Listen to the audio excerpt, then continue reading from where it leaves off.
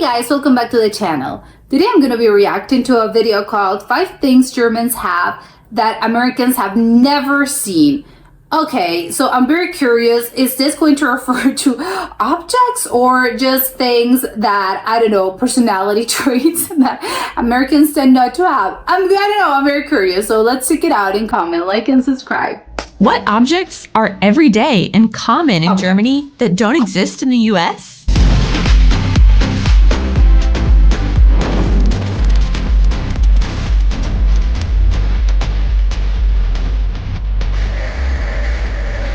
Hey guys, and welcome back to our channel. I am Donnie. And I'm Aubrey. And we are 2 Americans currently living in Germany and sharing all of our experiences living and traveling throughout Europe. There are some things that you may have grown up with around that almost just feels like a fact of life that they exist, and you would never even think about how someone from another country may have no idea that these objects exist. These could be the most mundane objects in your daily life that you don't think twice about, yet for a foreigner living in a new country, they can almost be extraterrestrial and fascinating. When we moved from the US to Germany 2 years ago, we came across things we now see or use in our everyday lives that for our first 27 years of life didn't even know existed. And that is exactly what we're going to talk about today in our video. Doesn't exist where we're from, but now we always use them. Our experiences are definitely specific to where we are originally from, a state in the southern US called Oklahoma, and where we live now in the southwestern German state of Rhineland-Pfalz. Both of these places have their own unique subcultures that may not be representative of the 2 countries as a whole. Therefore, let us know your experiences with these things in the comments below and where you're from. Also, if you're from a different country than these 2, we want to hear about what these things are like where you live. When moving or visiting a new country, one thing that you can rest assured you'll find differences in is food. One thing we didn't anticipate, however, is the first thing on our list that we didn't know existed, and that is paprika chips. For Americans watching, paprika is the word used in Germany for what we call a bell pepper. Now, for those same viewers, have you ever heard of a bell pepper flavored?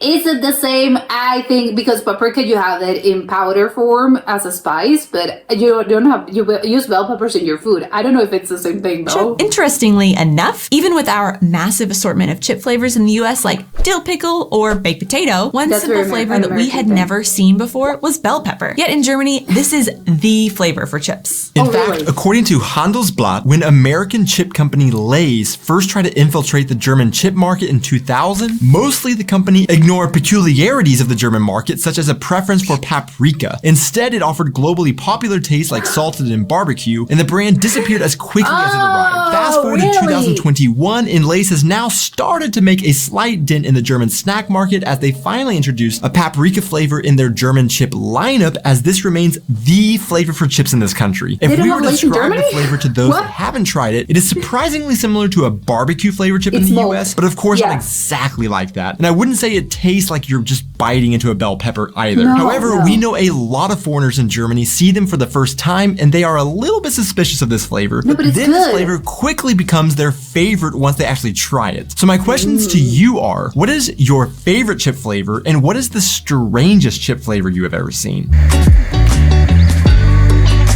Keeping on the food theme, to buy groceries in the US, we had, of course, supermarkets, convenience stores, farmers markets, etc., just like in Germany. But one thing we had never seen were Getränkemärkte. Getränkemärkte essentially translates to drink markets or drink stores, and that's exactly what they are. They are just stores that sell loads and loads of assorted beverages. Somewhat similar in the US would probably be a liquor store, which of course are stores that just specialize in and almost only sells alcoholic drinks. But the distinguishing factor in these Getränkemärkte in Germany is that they are not just specific to alcohol. Go in a Getränkemarkt and you'll find alcohol, but also juices, waters, sodas, and so much more. Where in the US, you would just go to a grocery store for most all drink needs. In Germany, you can do that as well. Don't they have supermarkets, or that's a separate thing? Or go to these stores dedicated just to your hydration requirements. They also are unique for us because of something else we've touched on in other videos, and that being the German habit of buying drinks in large plastic crates. Something that we had also not seen in the US and didn't know existed before coming here. So next time you're in Germany and thirsty, maybe pop into a Getränkmarkt and grab yourself a crate of sparkling water like a true local.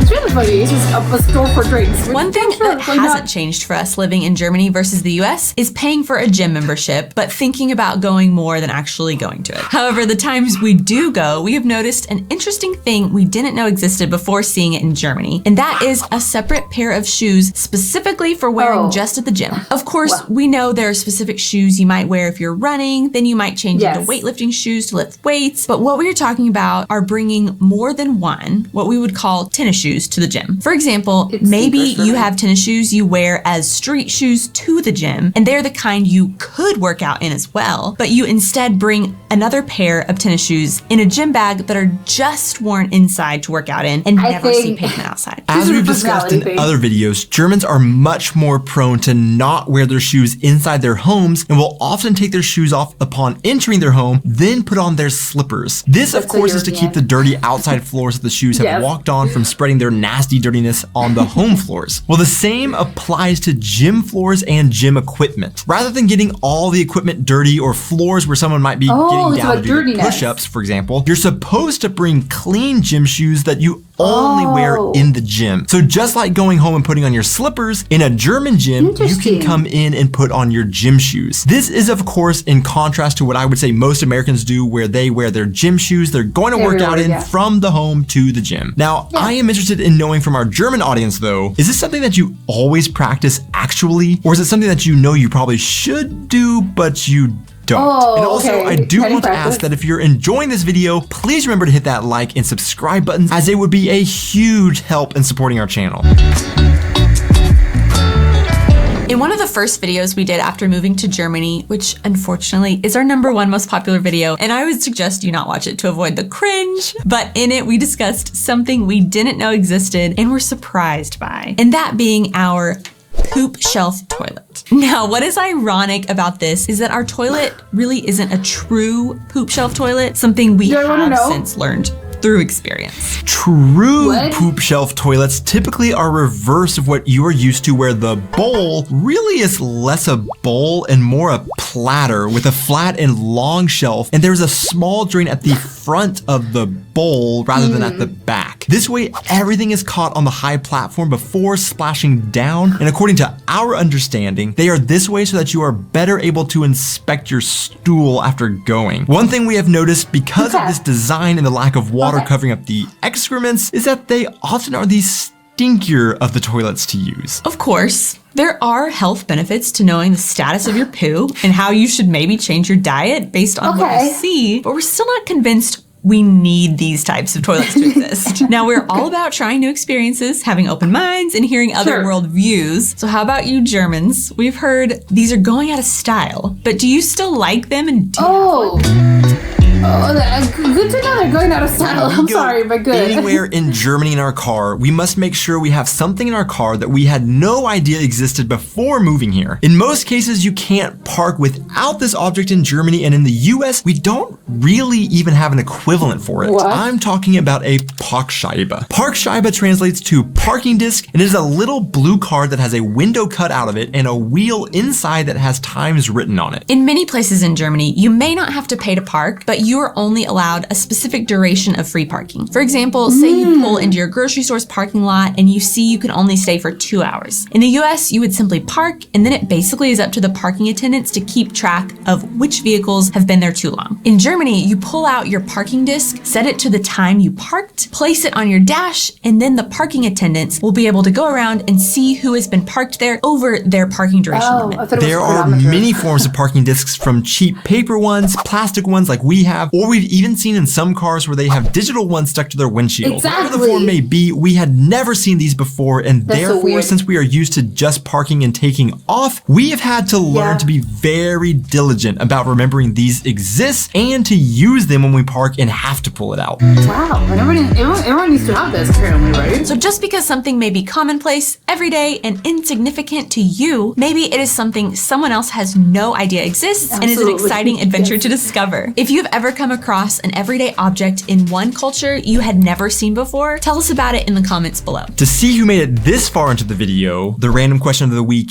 is, Team left-handed or team right-handed? Which one are you in? Thanks so much for watching this video, guys. Be sure to hit that like and subscribe buttons, and we will see you in our next video. Cheers! Mostly the company ignore peculiarities. And see who has been parked there overrate. It's over. Doesn't it depend on what you're born with? Is that what you're asking? Yeah, so what I'm asking is, are you left-handed or are you right-handed? Yeah. Yeah, the parking was the Parks driver. It wasn't that. I can't remember what the name of it. The thing, that was, I think, one of the weirdest ones. But I think it makes sense. But I'm just wondering if in this day and age, don't we have, something that's a little bit more modern? I don't know how you keep track of this. I think, the American side, I think, is making it probably less efficient because you have someone that's, has to keep track of all of them. But I know the cars that are there. So I like how, again, this is a little bit easier just because, you can just, you have to go, this 2 hours is, 120 minutes, however it is. And then someone comes and, they have to check. But I know, I'm so curious about this. I don't think I've ever seen that before. Because, I don't know, do you use a parking meter? I don't know, it's strange, someone has to come and has to check individually, this person has been here for however long.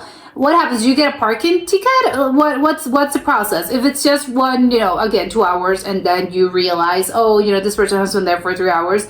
What happens then? Do you get a parking ticket, or I don't know, they have to look you up? I don't know if they're gonna look you up. I don't know, I'm very curious about the concepts, and again, because in this day and age, I would assume maybe we have technology that takes care of this, either by a chip or something. I don't know. I like knowing that, no, there's a digital one, because I thought it was sort of a chronometer, and then, you put it on, you set it up to, I had 3 hours, and then you set it up, and then when it goes to maybe 0, or maybe I think when it comes to around 10 minutes, maybe you get, I'm thinking about something very specific.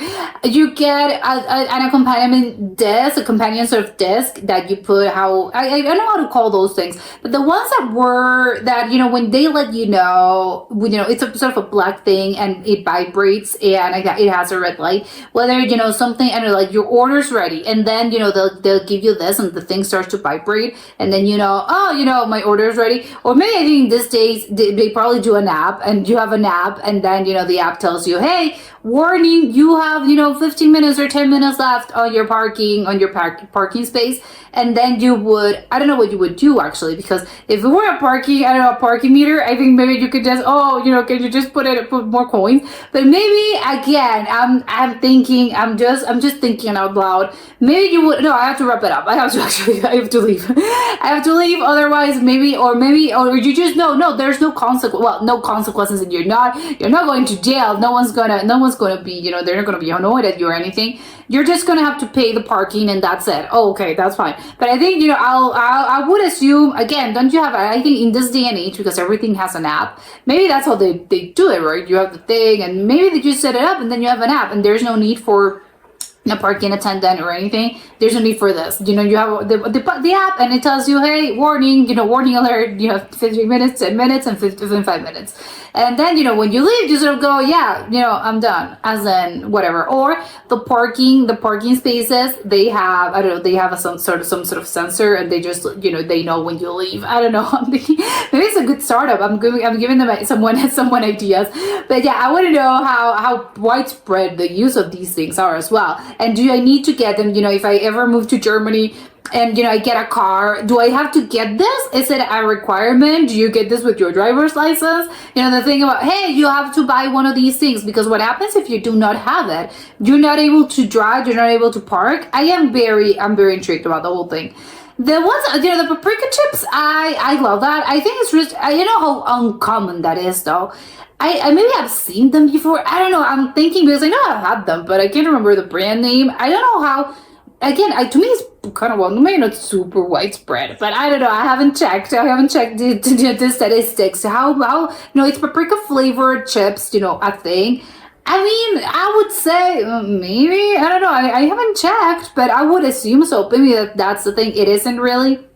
And apparently in Germany, they're just, everything is paprika chipped. I think maybe, I don't know. It's just, I think I don't know, maybe again, it's just because I haven't actually realize. I think you can get all sort of chips in this, again, in this day and age, technology, modern times. You can get every type of chip you want. There's so many weird flavors that it's so weird that, you can't find paprika chips. I don't know, that's weird. And it's really interesting to me, the fact that, Germans love, the paprika flavored thing.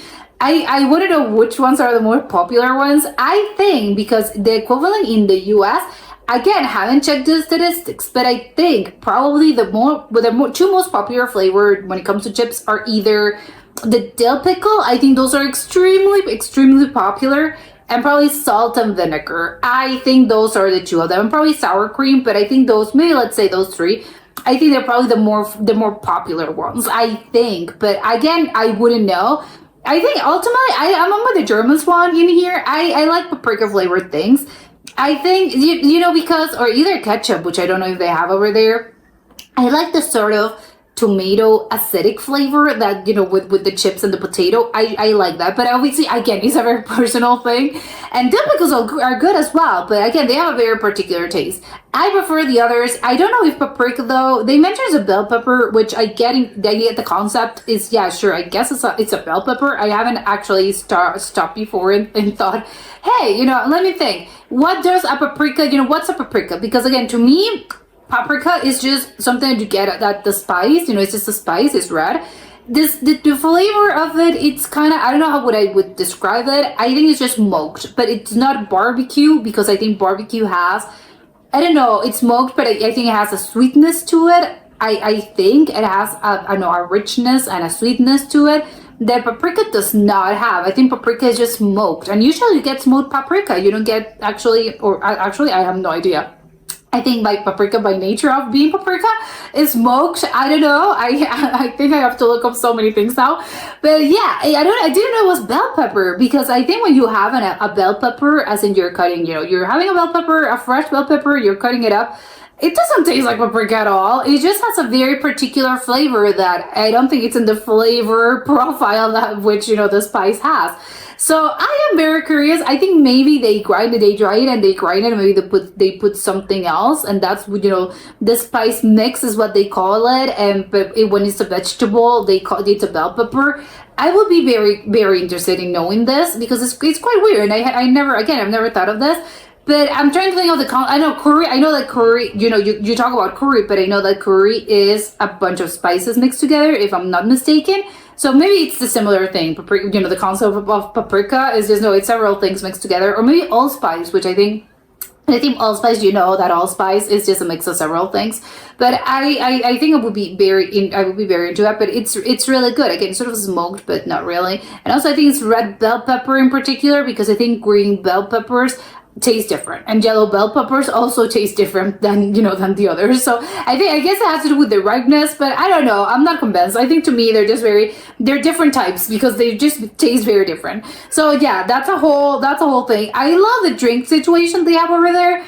It's really, I think it's a little strange to me, maybe, the concept of having a separate drink store, but I like it. I like the idea of it. I don't know why you would go to such lengths, though, and I would love an explanation.